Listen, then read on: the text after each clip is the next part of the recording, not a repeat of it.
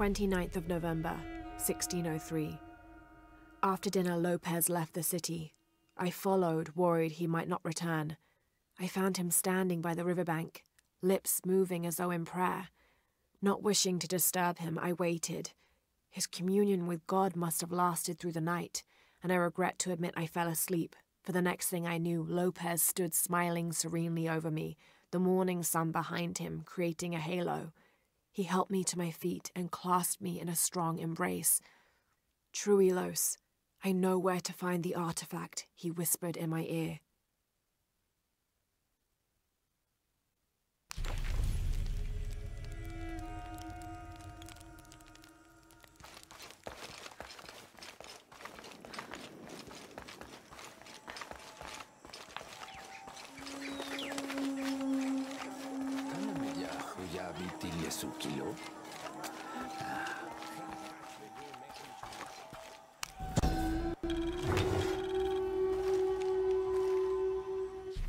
Mesoamerican people used this stone as a tool for processing grain and seeds.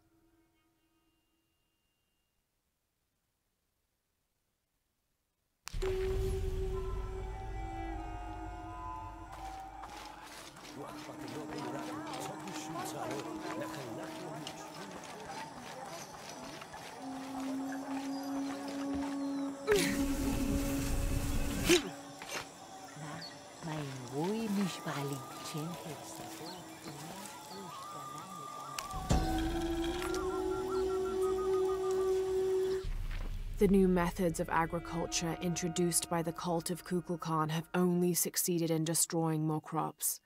First, the bee colonies collapsed. Then the cocoa crop failed. The earth is too damaged for anything but corn to grow, and the stalks are flimsy. We must take action, or Paititi will suffer a tremendous famine.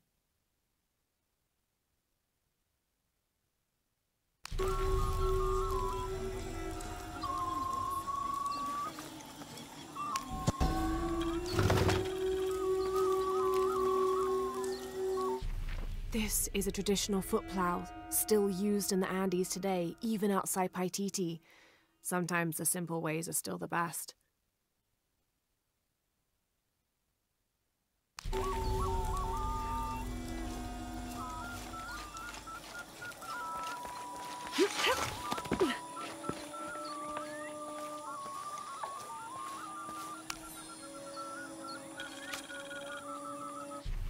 This Spanish document relates one of the many stories of El Dorado, the Golden One.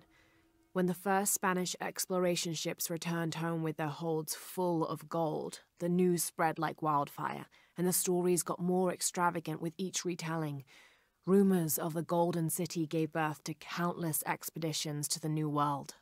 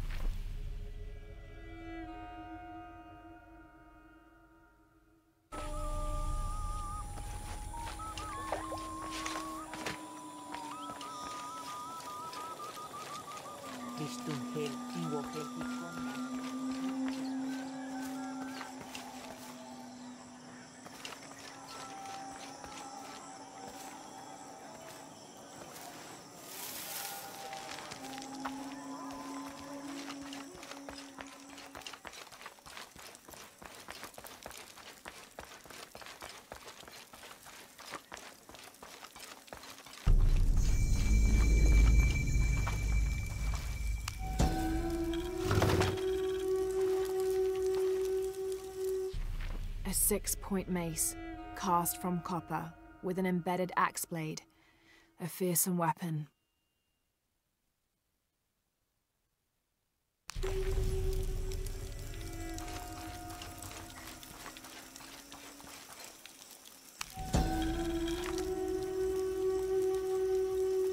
The cult of Kukulkan has gone too far. The time to strike is now. They push, and all we do is take another step back. If Unuratu is unwilling to do anything, then we should move forward without her.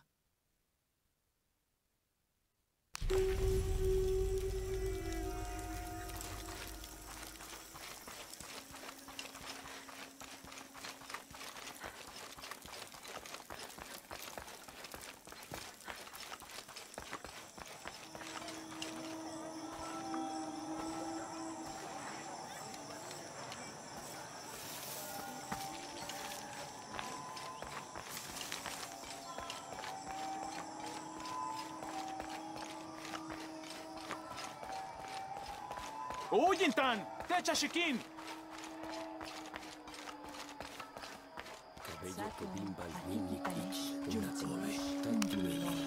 This describes something nearby. A lone sentry stands guard over me and his harvest.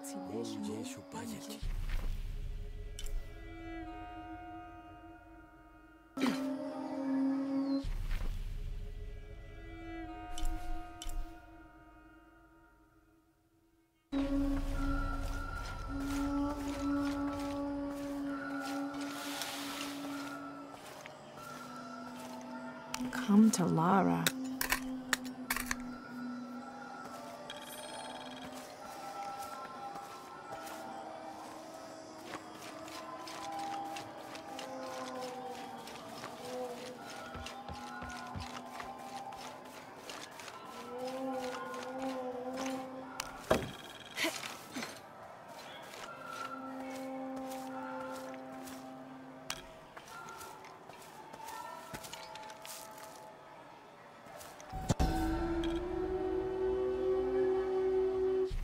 Born to famine, raised in rebellion, orphaned but never alone, he rises as the sun.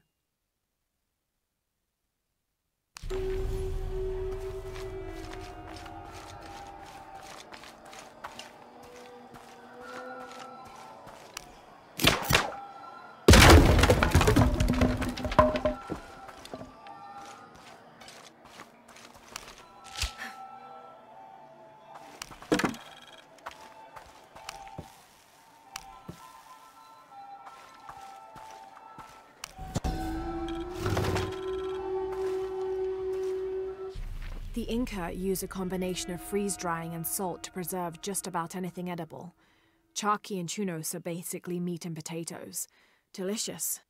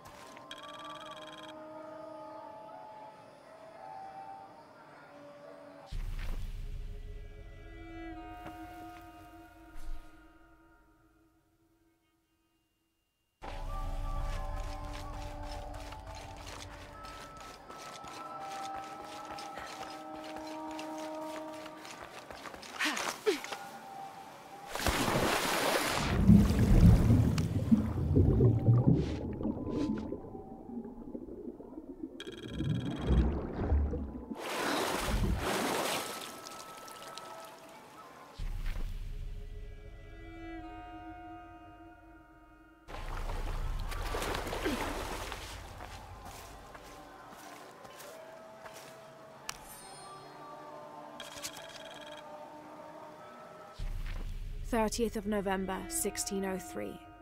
With a local man as a guide, Lopez, the soldiers, and I set out from the city before first light, just as well as a terrible flu began to spread through the population. Lopez is convinced his artifact does not lie in the city itself, but somewhere just outside.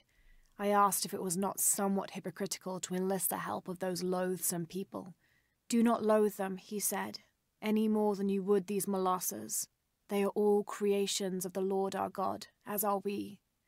I told him I was stunned to hear him speak in this fashion, but he took my hands and we prayed. The energy of his faith ran from him to me, until I felt the chains of doubt fall from my heart.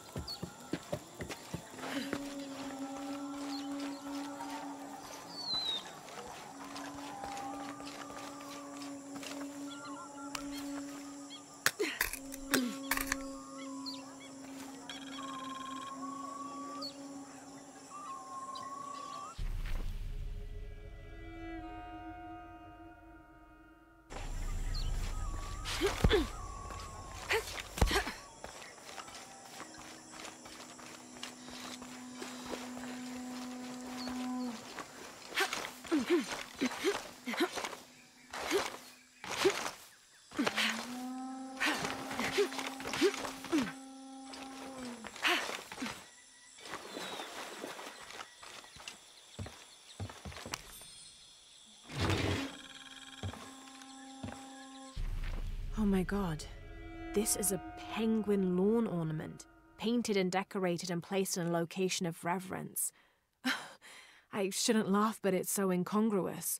The locals wouldn't be able to identify the animal it's intended to represent, and they certainly wouldn't be familiar with the material the statue is made from. There isn't any plastic in Paititi. I'd love to talk to whoever did this and learn why, what they think this penguin is.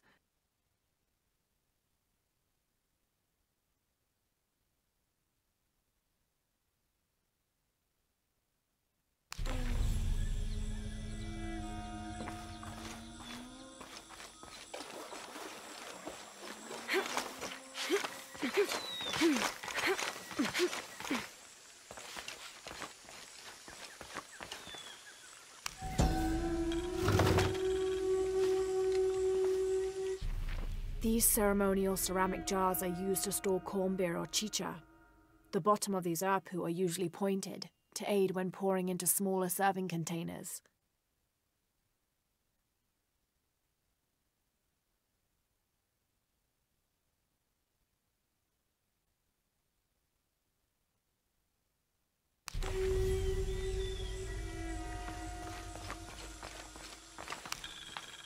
This describes something nearby.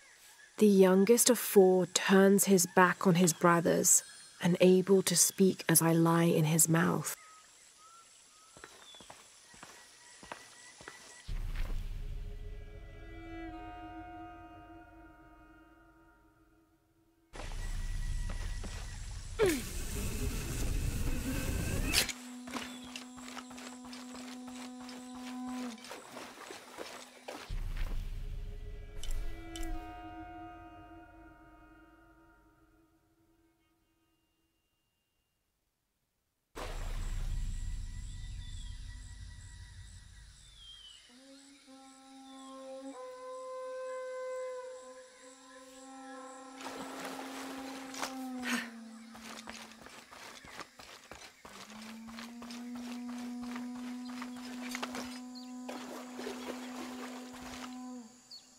Should be helpful.